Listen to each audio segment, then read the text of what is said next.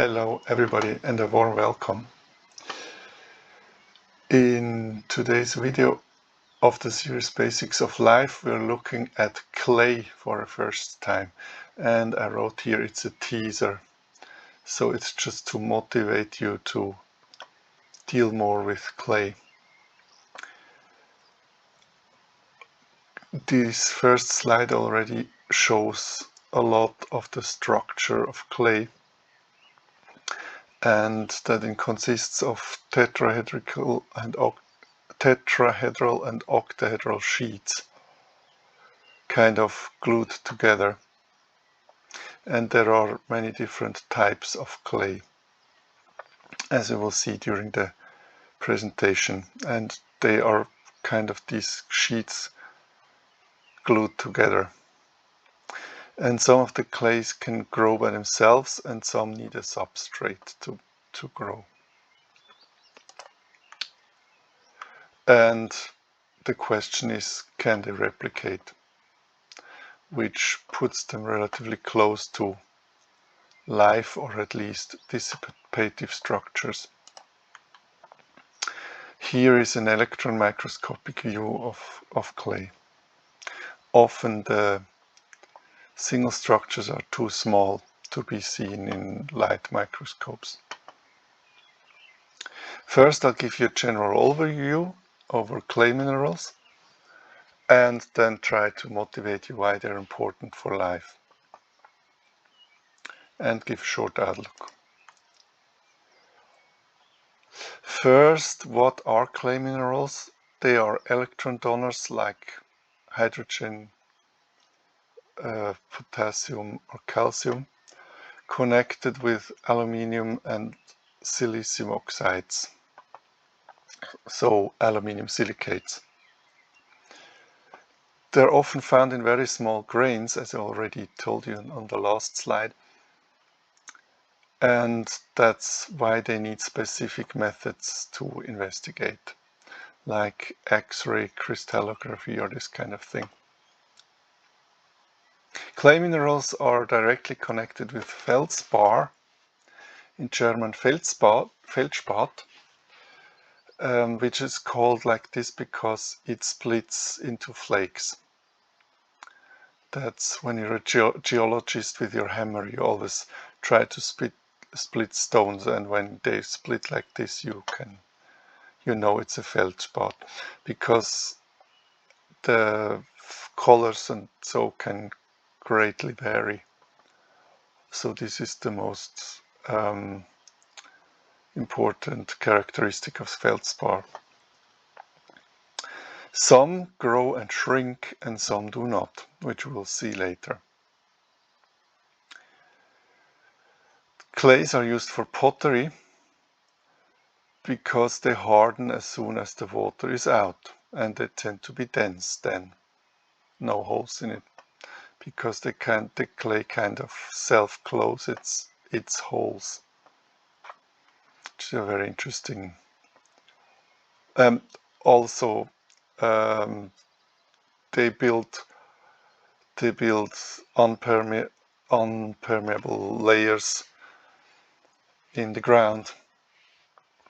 So you always have to be cautious when your house is standing on clay, because it could stand in the water then, because once you have water, it doesn't go away on the clay.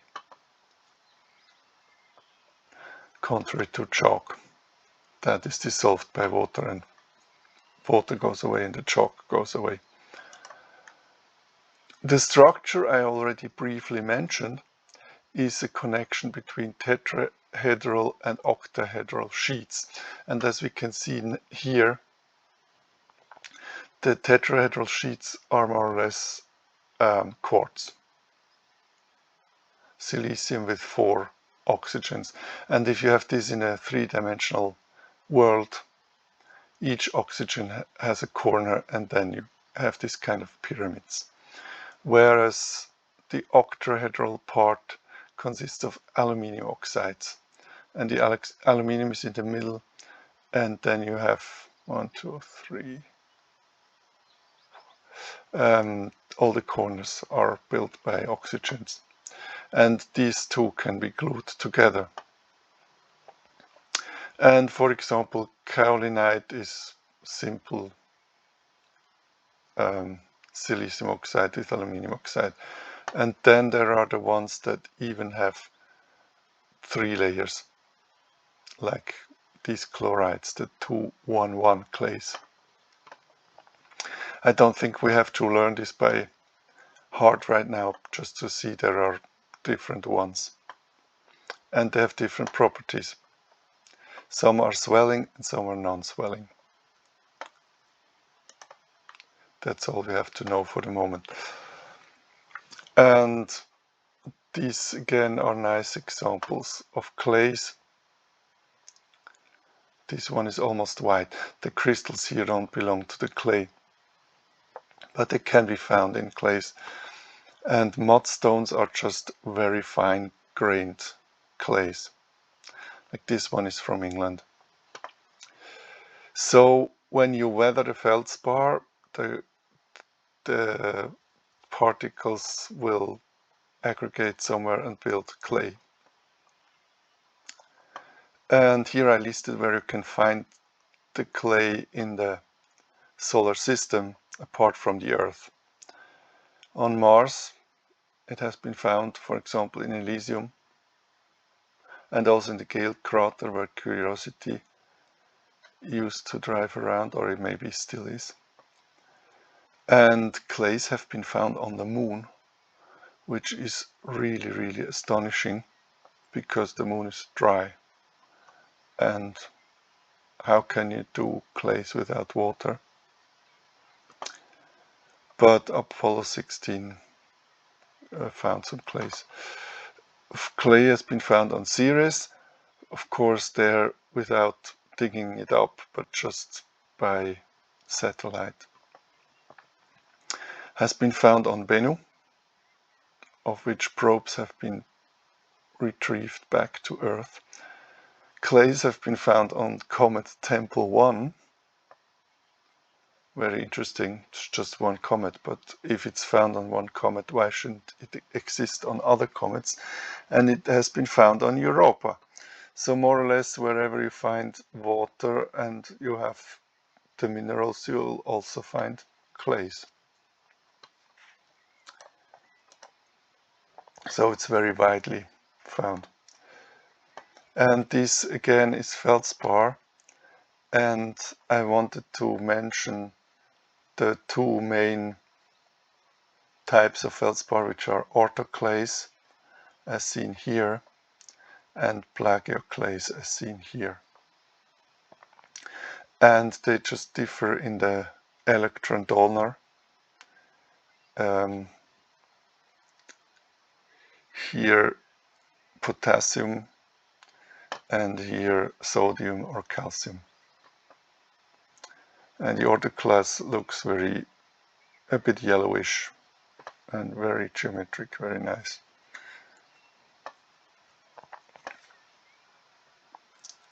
So in case you want to do some geology. And these feldspars are used in glass production also, and of course in pottery. Then we're coming to the core of why I made this video. The question is, can rocks replicate, and how are they connected with life? There is a scientist, he has already died, Graham Cairns-Smith, who is a very important figure, not just here, but in general in astrobiology. You could have the idea and treat clay like an organism. Then you have these 3 criteria. Organisms vary, variation can be inherited, and variation can influence reproduction. And funnily enough, all these criteria apply to clay. So Cairns-Smith made the clay hypothesis.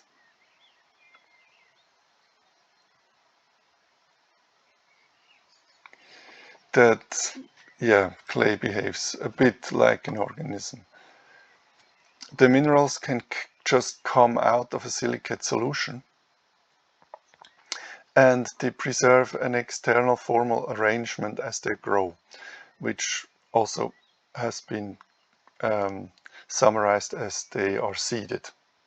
There's a seed already there, and once you have just a silicate solution, there will be more clay, maybe layer-wise, on the arrangement that it encounters. And it can also increase further sedimentation, which leads to the observation that whole valleys can be formed with the clay. So the clay also forms the way that geology is happening. And trapping certain molecules can help replication. So the clays more or less compete to the molecules that help them in the replication. Complex molecules can form on the clay. So clay can also be a substrate, a bit like a petri dish. And the clay surface could, in principle, form the molecules, especially in wet, dry circles. For example, potassium can be inherited from the surface to what is forming on the surface. I will talk about that on the last slide. The basic idea is that the clay gives some mechanical energy that is needed for molecule processing. And the mechanical energy comes from the swelling and the shrinking of the clay that it just does by getting wetter or drier. And here in this paper by Greenwood Hansma, it is postulated that a swelling and a non-swelling clay together could build a lattice, and the lattice has this spacing of 0.5 nanometer that could be good for molecular chemistry. And they're called mica and montmorillonite. And the montmorillonite is swelling and shrinking, and mica is stable. And both together could actually help to make complex molecules.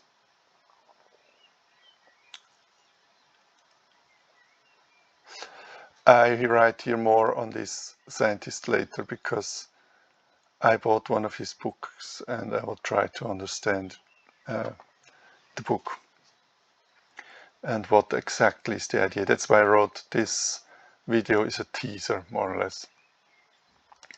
More will come later. So as a summary, clay is intricately connected with water. So the water steers the clay steers the water, kind of. Clay can be a model for life because you can have structures.